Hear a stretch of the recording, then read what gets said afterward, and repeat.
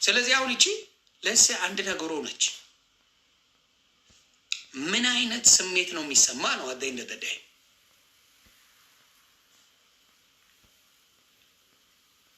ተግባባ።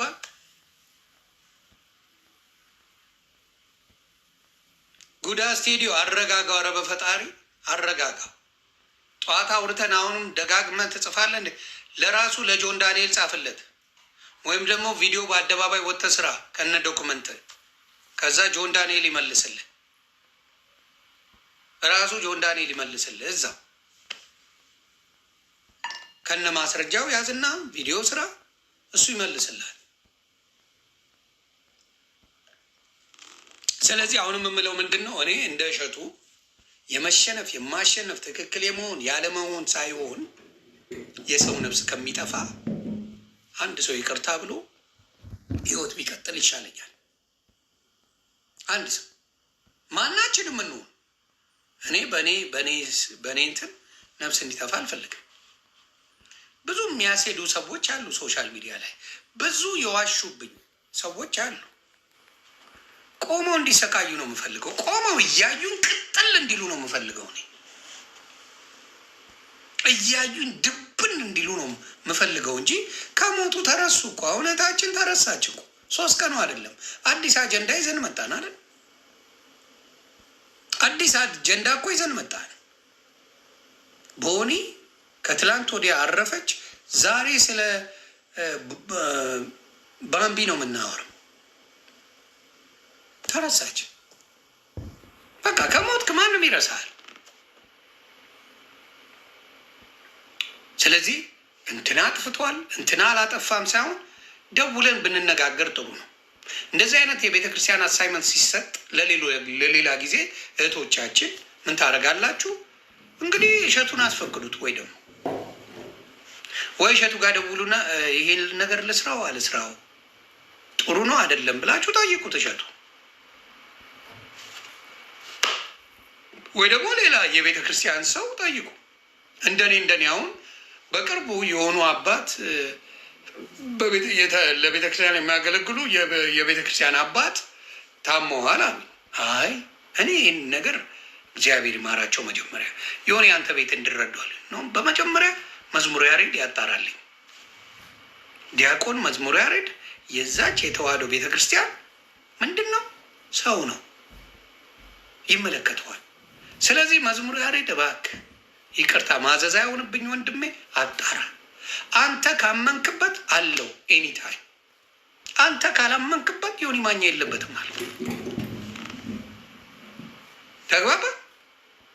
አንዳንዴ እኔም በእድሜ ምናምን ስለበሰልኩም ይመስለኛል አንተ አጣራልኝ ወንድሜ፣ ይሄ ነገር እውነት ነው፣ አባታችን ታመዋል ወይ፣ አገልጋይ ናቸው ወይ፣ ዶክመንቱ ምንድን ነው ብዬ ጠየቅኩት። እያጣራ ነው ሲባል አዎ እንደዚህ ነው ካለኝ ወንድማችን ገስዋል መተን አባታችን እንረዳለን። ስለዚህ ባምቢ እባካችሁ ብትችሉ፣ ሌሎቻችሁ ጨካኞቹ እባካችሁ ኮመንት ተው። እኔ ጋር መብቴ ነው አባቴ። ዮኒ ማኛ በቀን 3 የሞት ብለህ ጻፍልኝ። እኔ ሞትም ቢኔ አባቴ ትንሽ ቆያለሁ ልዘግብን። በቀን 5 ጊዜ ሞት ዮኒ ማኛ በኔ እቆያለሁ። ሬሳ ሳጥን ተወዷል። እንደኔ አይነቱ አይሞቀው አይበርደው። ግን የሚሰማቸው ሰዎች አሉ። አሁን እንደ ቦኒን አተናል። ምናልባት እግዚአብሔር አያደርስባት ይህን የሰይጣን ጆሮ ይደፈን። ቦኒን አተን በአምቢ ጋር ደግሞ እየመጣን ትንሽ እቆያለሁ። ቤተሰብ እኔ ቶሎ ለመሞት ሁለተኛ እድሜ ስለማይሰጠኝ ስለማውቀው አንጠፍጥፌ ልጨርሳት። ያው ሲኦልም ከገባን እዚሁ አንጠፍጥፌ ጨርሼ ነው የምገባው። ዝም ብሎ መግባት የለም። ትቀልዳለህ እንዴ? ስለዚህ ማስተዋሉ ጥሩ እና አንዳንዴ በተለይ እህቶቻችን ላይ እኔ ለምን እንደሆነ አበሻ ሴት እግዚአብሔር ምስክሬ፣ አብዛኛዋ ሴት ታሳዝነኛለች።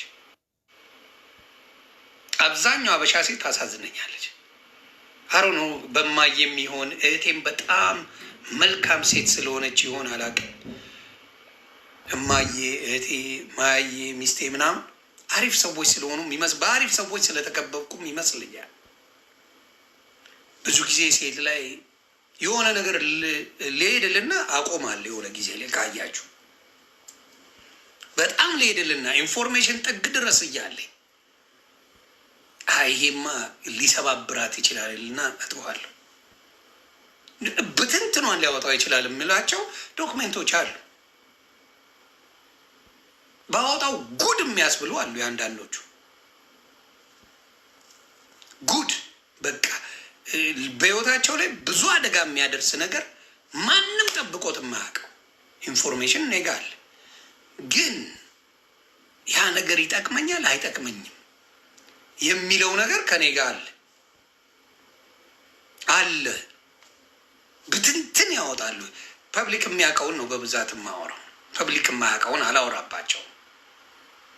ፐብሊክ የሚያውቀውን ሶሻል ሚዲያ ላይ ያወሩትን አወራዋለሁ መልሼ። ፐብሊክ የማያውቀውን ግደለኝ።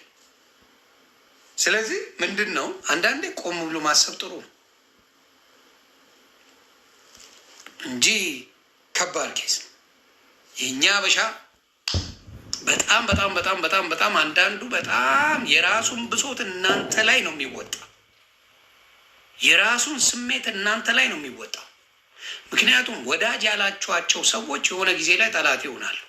የእናንተው ሆነው ቀንተውባችሁ ኢንፎርሜሽን ይሰጡናል ለኛ። ይሄ አይገባችሁም። እናንተ ከጠላት መረጃ ታገኙ። መረጃ የሚገኘው ከራሳችሁ ወዳጅ። ጠላት ምን ብሎ ነው? ቤት ተገናኝታችሁ አብራችሁ አትሉ፣ አብራችሁ ሻይ ቡና አትሉ፣ አትተዋወቁ። በእናንተ ወዳጅ መስለው የሚቀኑ ግን ነፍሰዋላችሁ። እናንተ አታውቁ። አብራችሁ ሆይ ሆይ ነው በቃ ያገኛችሁት። ሊድዬ ጓደኛዬ ነች ብለች በጣም የምትሚባት ሴት የመጀመሪያው ጠላትሽ እሷ ናት። አምሶሪ ትተያዩ በተለይ በሴቶች ነው። ወንዶች ጋር እንደዚህ አይነት ብዙ ድራማ የለም። የሚባት ሴት ሻይን ማድረግ ስትጀምሪ ዶክመንትሽ እቺ እኮ እንደዚህ ናት፣ እንደዚህ ነው ማውቃት፣ እንደዚህ ነው ተብሎ ይለቀቃል። ተግባባል። ያ በብዛት እኔ አሁን እምላለሁ ጠላት ሚስጥር እንዳያገኝ ወዳጅ ቀንስ። ለጠላት ቀዳዳ የምትከፍተው ወዳጅ ካበዛ ብቻና ብቻ ነው።